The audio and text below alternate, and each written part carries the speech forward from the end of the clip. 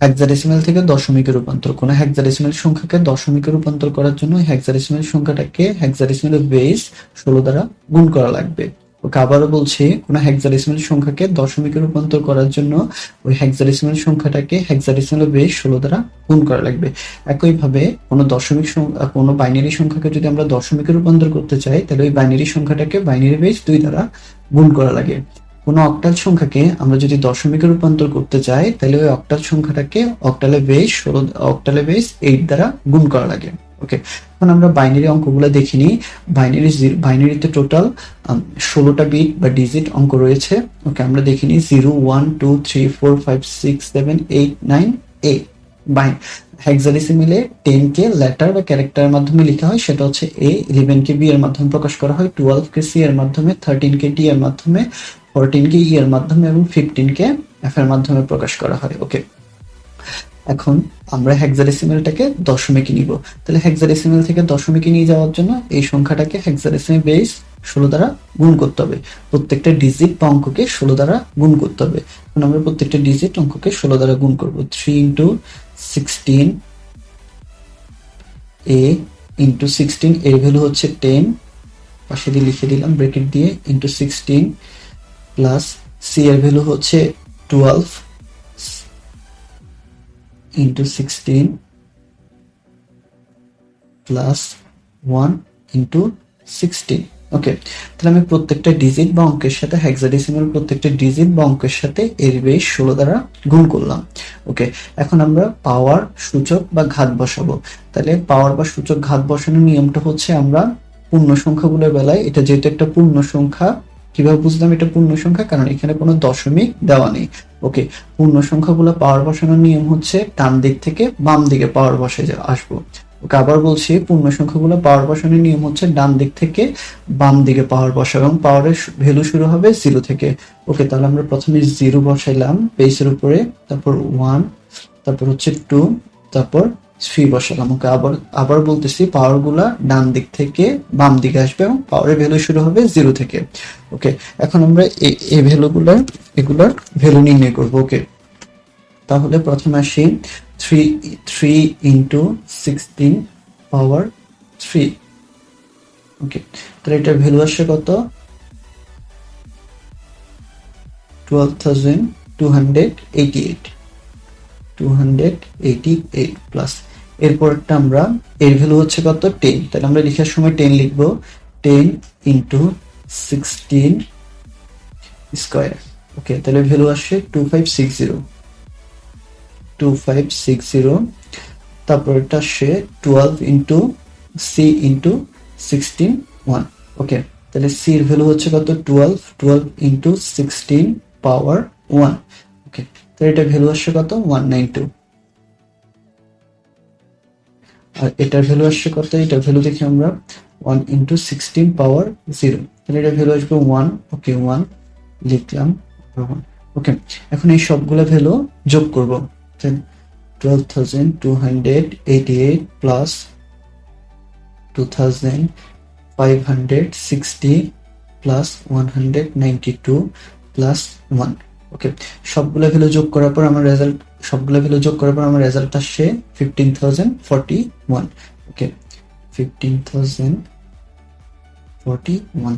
তাহলে এই হেক্সাডেসিমাল সংখ্যাটার দশমিক মান হচ্ছে 15,041। ওকে, তাহলে এখন এটা লিখবো। আমরা কিভাবে লিখবো? 3ac1 16 হেক্সাডেসিমাল বোঝানোর জন্য এর বেস 16 লিখলাম, ইকুয়াল টু, এটা হচ্ছে এটা দশমিক ভ্যালু।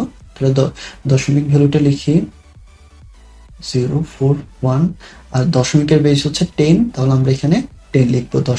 দশমিক বোঝানোর জন্য এর বেস 10 লিখবো। আমরা এখন 0.2VE এই হেক্সাডেসিমাল সংখ্যাটাকে দশমিকে নিয়ে যাব। ওকে, তাহলে আমরা জানি হেক্সাডেসিমাল সংখ্যাকে দশমিকে নিয়ে যাওয়ার জন্য এর বেস 16 দ্বারা গুণ করা লাগে। হেক্সাডেসিমাল বেস 16 দ্বারা গুণ করা লাগে।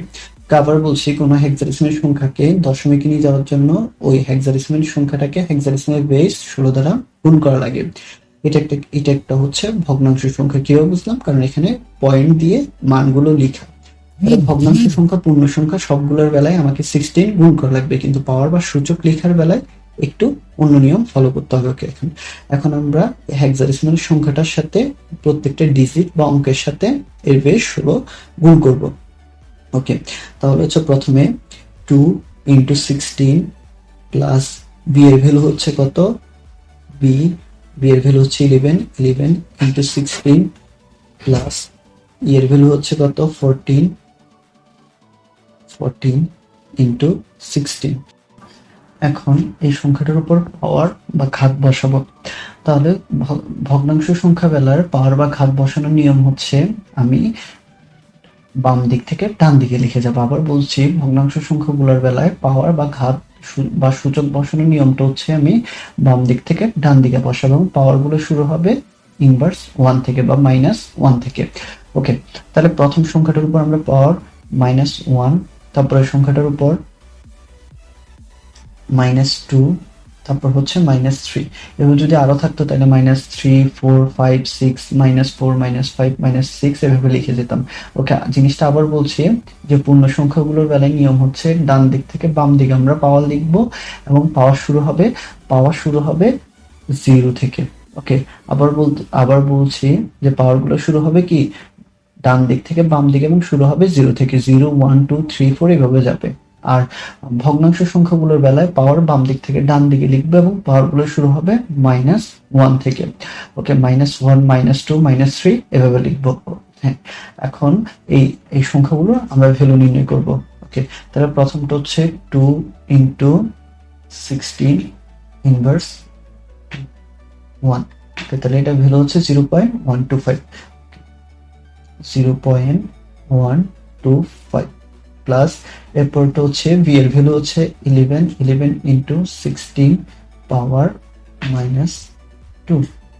ওকে, তো এটা ভ্যালু আসছে 0.043। আমি 3 ঘর নিলাম, 0.043। ওকে, 0.043। ওকে, তারপরটা হচ্ছে এর ভ্যালু হচ্ছে 14 ইন্টু 16 -3। রেজাল্ট আসছে কত, 0.341। ওকে, তাহলে এটার পরে কয়টা আছে, এটার পরে 3 ঘর আছে, যে আমি লিখি। এটার ভ্যালুটা হচ্ছে আমার কত আসছে 3.4417968 ইন্টু 10 ইনভার্স 3। তাহলে আমার যদি কোনো ভ্যালু এভাবে লিখে থাকে, সেটা নিয়মটা হচ্ছে আমার দশমিকের পাওয়ার 10 এর উপর পাওয়ার 3 থাকলে দশমিকটা 3 ঘর হাঁটাবো। ওকে, তাহলে এখানে 10 এর উপর পাওয়ার 3, তাহলে আমি দশমিকটাকে 3 ঘর নিয়ে যাব।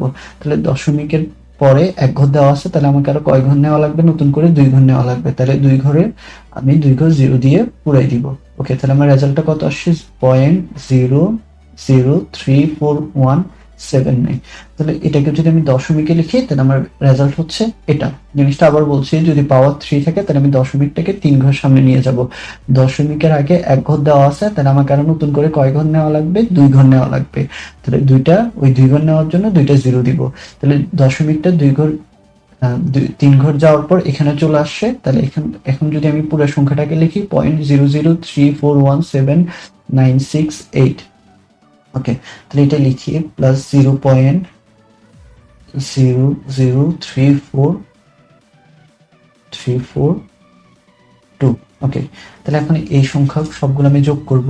0.125 প্লাস 0.043 প্লাস 0.00342।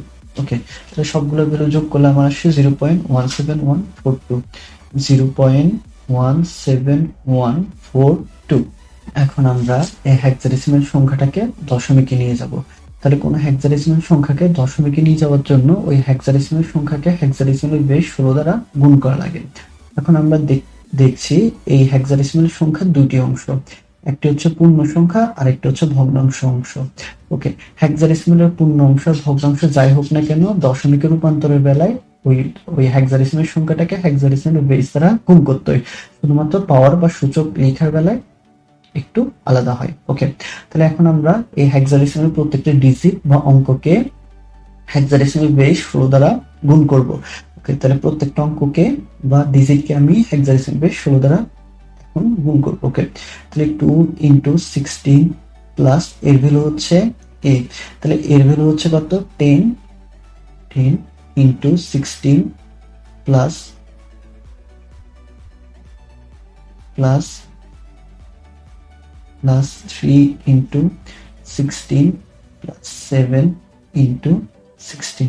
ওকে, এরপর দশমিক দিয়ে ভগ্নাংশ সংখ্যাটা লেখা। আমি কিন্তু এখানে দশমিক দিব না, আমি এখানে প্লাস দিয়ে যাব। ওকে, প্লাস এর ভ্যালু হচ্ছে 14 ইন্টু 16 প্লাস আর এফ এর ভ্যালু হচ্ছে 15, তাহলে এফ 15 ইন্টু 16। তাহলে এই সংখ্যার এই অংশটা হচ্ছে পূর্ণ সংখ্যার অংশ আর এই অংশটা হচ্ছে ভগ্নাংশ সংখ্যার অংশ। তাহলে ভগ্নাংশ এবং পূর্ণ সংখ্যার অংশগুলো পাওয়ার বা বেস লেখার জন্য আলাদা নিয়ম ফলো করতে হয়। পূর্ণ সংখ্যাগুলোর বেলায় ডান দিক থেকে বাম দিকে পাওয়ার বসে আসতে হয়, আর ভগ্নাংশ সংখ্যাগুলোর বেলায় বাম দিক থেকে ডান দিকে পাওয়ার গুলো লিখতে হয়। ওকে, পূর্ণ সংখ্যাগুলোর পাওয়ার শুরু হয় 0 থেকে।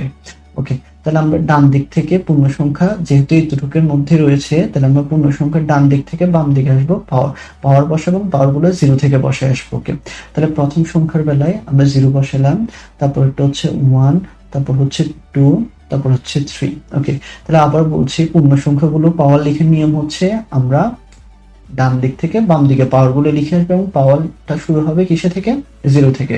আর ভগ্নাংশ সংখ্যাগুলোর বেলায় পাওয়ার লেখার নিয়ম হচ্ছে বাম দিক থেকে ডান দিকে পাওয়ার লিখবো এবং পাওয়ার শুরু হবে -1 থেকে বা ইনভার্স 1 থেকে।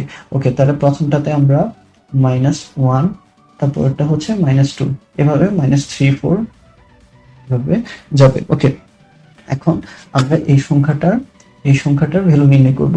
তো প্রথম সংখ্যাটা হচ্ছে 2 ইন্টু 16 কিউব, তাহলে রেজাল্ট আসে 8192 প্লাস তারপর হচ্ছে এর ভ্যালু হচ্ছে 10 ইন্টু 16 স্কয়ার, রেজাল্ট আসে 2560 প্লাস তারপর হচ্ছে 3 ইন্টু 16 পাওয়ার 1। ওকে, 3 ইন্টু 16 পাওয়ার 1, রেজাল্ট আসছে 48। তারপর একটা রেজাল্ট আসবে 7, তারপর হচ্ছে যে এর ভ্যালু হচ্ছে কত 14, তাহলে হচ্ছে 14 ইন্টু 16 ইনভার্স 1, ভ্যালু আসছে 0.875 প্লাস তারপর এটা হচ্ছে 15 ইন্টু 16 ইনভার্স 2। ওকে, তাহলে আমার ভ্যালু আসছে 0.059। আমি দশমিকের পর 3 ঘর পর্যন্ত নিলাম। ওকে, এখন এই সবগুলো ভ্যালু যোগ করব। 8192 plus 2560 plus 48 plus 7 plus 0.875 plus 0.59। ওকে, 0.059। ওকে, তাহলে সবগুলো ভ্যালু যোগ করলে আমার রেজাল্ট আসে 10,807.934। ওকে, তাহলে এই সংখ্যাটার এই হেক্সাডেসিমাল সংখ্যাটার দশমিক ভ্যালু হচ্ছে এটা।